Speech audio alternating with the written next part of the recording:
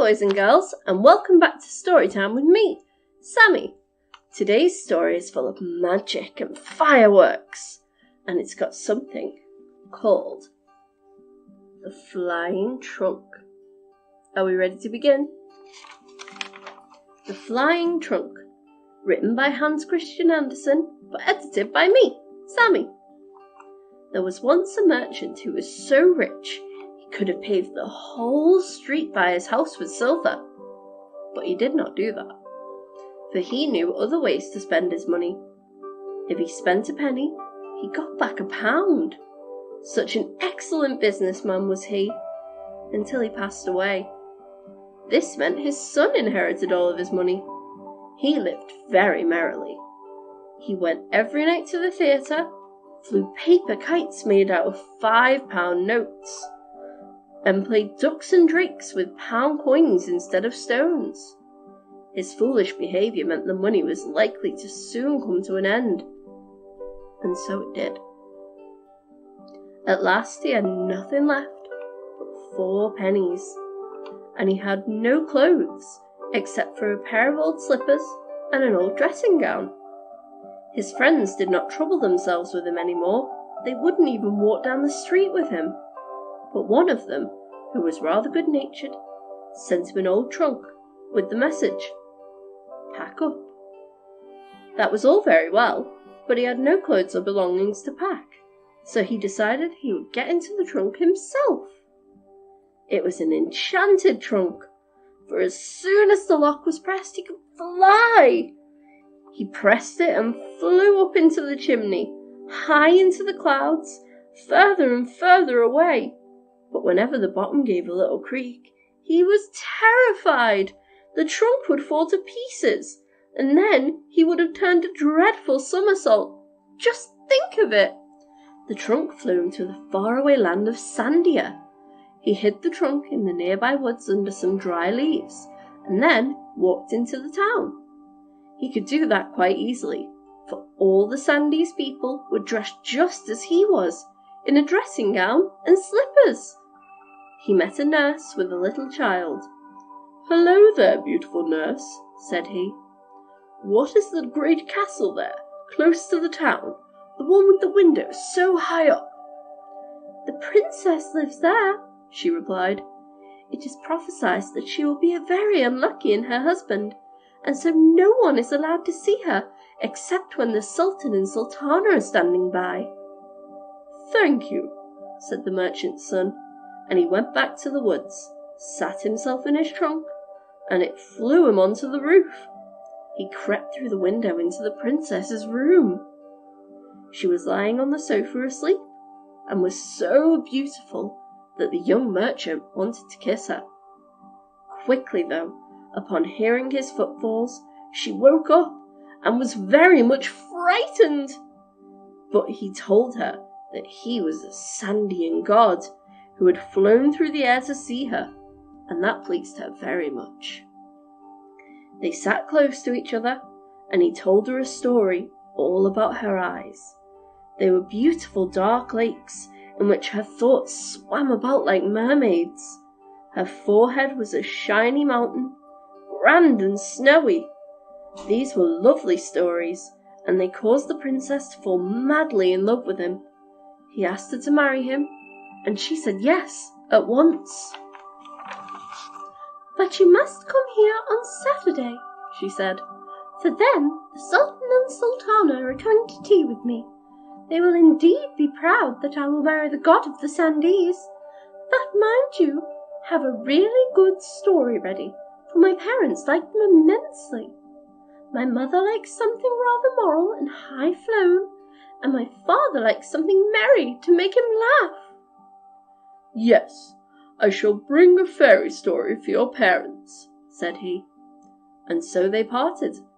The princess gave him a sword set with gold pieces as a gift for him to use if he so needed. Then he flew away. He bought himself a new Sandian dressing gown and sat himself down in the woods and began to make up a story, for it had to be ready by Saturday. And that was no easy matter. By the time he was finished, The sun was rising on Saturday morning. The Sultan and Sultana and the whole court were at tea with the princess. The man arrived in his new dressing gown and was most graciously received. "Will you tell us a story?" said the Sultana, "one that is thoughtful and instructive." "But something I can laugh at," said the Sultan. "Oh, certainly," he replied, and began. "Now listen attentively. There was once a box of matches, which lay between a fireplace and an old iron pot, and they told the story of their youth. We used to be evergreen trees, and every morning and evening we would have diamond tea, which was the dew, and the whole day long we had sunshine, and the little birds used to tell us stories. We were very rich, because the only other trees dressed in the summer. But we had green dresses in the summer and the winter. It was a joyous time, but then the woodcutter came, and our family was split up. We now have the task of making a light for the Sandese people, and that is why we are in the kitchen." "My fate was quite different," said the iron pot near which the matches lay. "Since I came into the world, I have been many times scoured, and I have cooked much. My only pleasure is to have a good chat with my companions when I am lying nice and clean in my place after dinner." "Now you are talking too fast," spluttered the fire. "Yes, let us decide who is the grandest," said the matches. "No, I don't like talking about myself," said the pot. "Let us arrange an evening's entertainment. I will tell the story of my life on the Brantic Ocean, near the Mermaid shore." "What a beautiful beginning," said all the plates. "That is a story that will please us all." The end was just as good as the beginning, and all the plates clattered for joy. "Now I will dance," said the Tongs. And he danced. Oh, how high he could kick! The urn would have sung, but he had a cold, and he could not sing unless he boiled. In the window lay an old quill pen. There was nothing remarkable about her, except she'd been dipped too deeply in the ink, which gave her a fine blue glow in the moonlight shining through the window. She was very proud of that. "If the urn will not sing," said the quill, "outside the door hangs a nightingale in a cage who will sing." "I don't think it's proper," said the kettle, "that such a bird should be heard." "Oh, let us have some acting," said everyone. "Do let us." But suddenly the door opened, and the maid came in. Everyone was quite quiet. There wasn't a sound, but the pot knew what a performance he would have given, and how grand he was. The maid took the matches and lit the fire with them. How they spluttered and flamed, to be sure!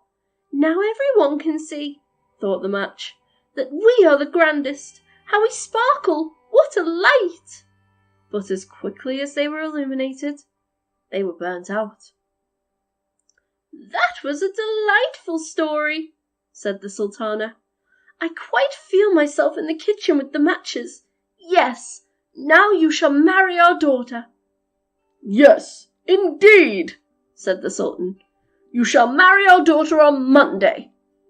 And they treated the young man as one of the family.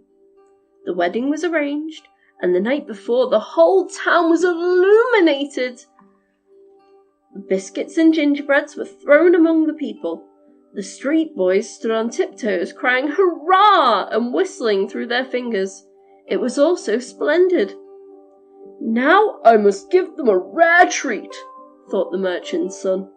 And so he sold the sword that his wife-to-be had given him, and with the money he received he bought rockets and crackers and all kinds of fireworks that you can think of. He put them in his trunk and flew up into the air with them. Crash! Bang! How they fizzed and blazed! The spectators jumped so high that their slippers flew above their heads. Such a splendid glitter they'd never seen before. Now they could quite well understand that it was the god of Sandia himself who was to marry the princess. As soon as the young merchant came down again and into the woods, he thought, "Now, I will just go to the town and see how the show was taken." It was quite natural that he should want to do this. Oh, the stories that people had to tell! Each one who he asked had seen it differently, but they all found it beautiful. "I saw the Sandian god himself," said one. "He had eyes like glittering stars and a beard like foaming water." "He flew away in a cloak of fire," said another. They were splendid things that he heard. The next day was to be his wedding. He went back to the woods to sit in his trunk, ready to fly up and marry his bride. But what had become of it? The trunk had been burned. Sparks from the fireworks had set it alight, and the trunk was in ashes. He could no longer fly, and he would never reach his bride. She stood the whole day long on the roof and waited. Perhaps she is waiting there still.